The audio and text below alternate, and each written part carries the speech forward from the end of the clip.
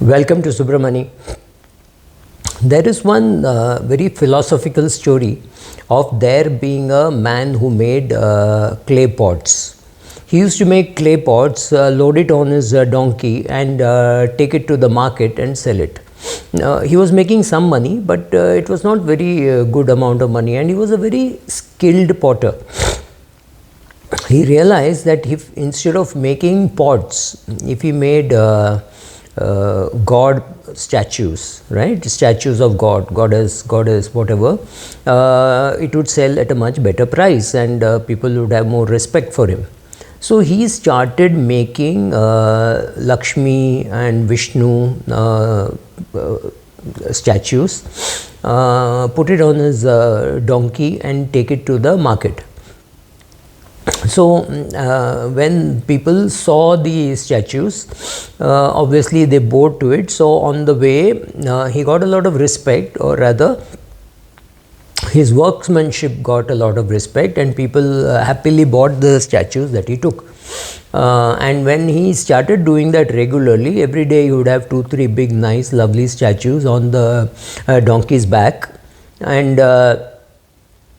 that would the donkey started feeling that people were bowing towards it, right? So what happened is, suddenly one day the donkey, nobody was bowing to it, and so there was no statue on its back, and though nobody was bowing to it, and it got angry and it kicked the owner, and it threw a tantrum, and it got it had one it even broke one idol which he had made.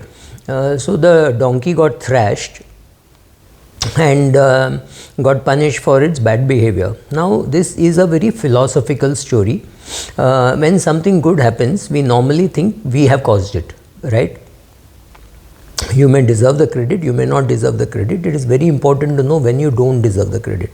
So when a relationship manager tells you that he got you 43% return in the market, or when an advisor tells you that he got 43% return in the market, what it means is nothing. It just means he was lucky or she was lucky to have recommended some funds to you which did well. What really got you that 43% return was the market going up 43%, or maybe market went up 46% and your fund actually did 43%, which means it underperformed the benchmark. I'm not even getting into that. But largely, when your relationship manager or your fund manager or anybody tells you that, look, I have got you 43% return, it is time to tell him or her that yes, I've got 43%, but that's what the market has given. So I invested in the market, I took the risk of investing, and therefore I got a return. You need to understand to whom you should give that credit, right?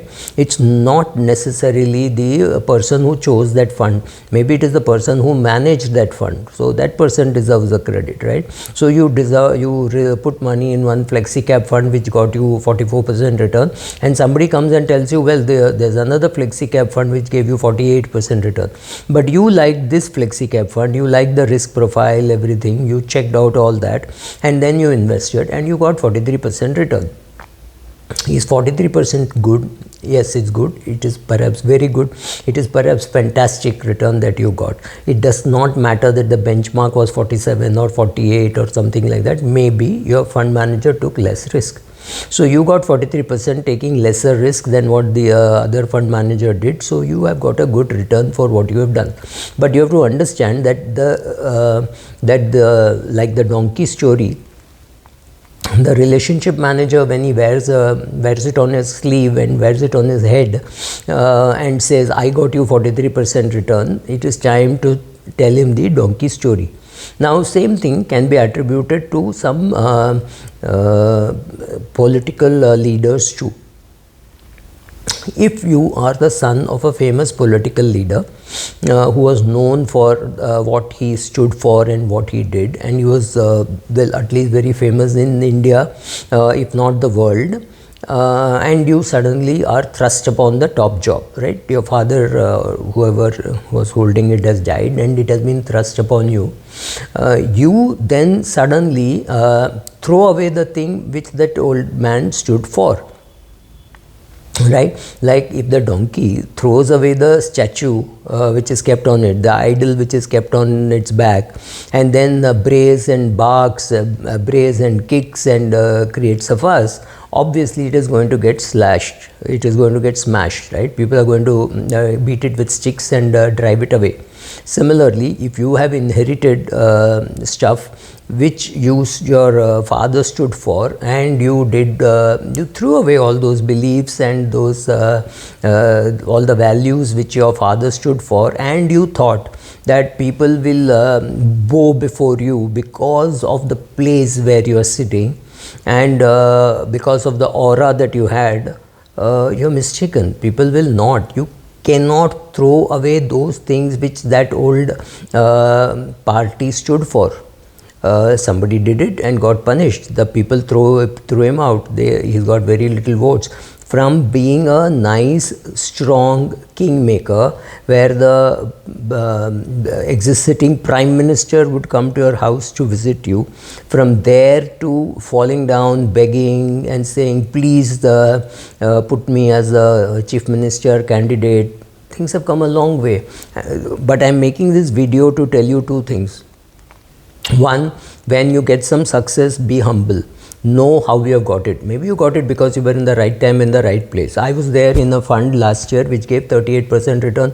Just serendipity. I've been in that fund for a long period of time. It has given very good returns, but I didn't know it is going to give 38% return. It is my luck that I was in that fund, and it is the fund manager's luck that he got 38% that year. So for me to think, oh, I was smart enough to select that fund is wrong. I've been in that fund maybe for 20 years.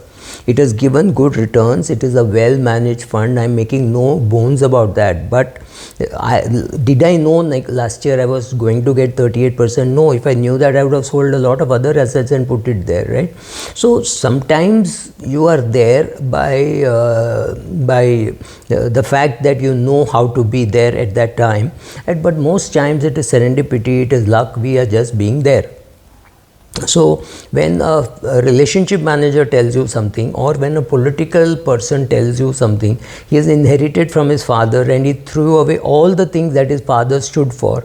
You're just like a donkey who shook the idol on its back and broke it, and then you expect people to bow before you. You have to understand, they were not bowing before you. They were bowing before the idol which was on your back. They were bowing to the picture that was kept behind you. They were bowing to your surname. They were bowing to all those things, right? So I obviously don't have to name anybody. You all know whom I'm talking about, right? Because naming somebody can unnecessarily attract the lawsuits. But I'm just saying, if you got something and that seat on which you're sitting had some values, which was for a particular religion, for a particular temple, or for activities which happened on a particular day, it's easy to say, I don't believe in all that, I don't care, I apologize for what my father did. You can do all that, but then you have to have the ability to create something bigger than that. I mean, Mukesh Ambani has created something much bigger than what Dhirubhai Ambani had created. So one day people will say, who Dhirubhai? Mukesh's father. For our generation, Mukesh was Dhirubhai's son, but for the next generation, Dhirubhai will be Mukesh Bhai's father, right? So it's important to understand that sometimes you deserve that place, you deserve that luck, you work hard towards it. Sometimes you don't. You can't throw away the values which you inherited, because that is the only thing you have. You've not been able to create anything. Mukesh Bhai has been able to create. This person destroyed whatever his father had built over 50 years plus, right? 1950s, 60s maybe, that party started getting prominence, and it was still a very small party, in the sense it was in a very small geographic area of one particular state called Maharashtra.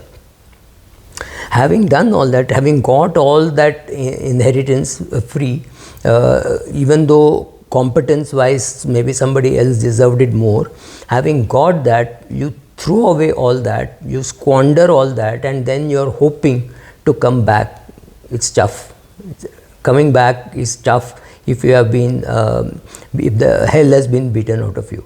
Thank you.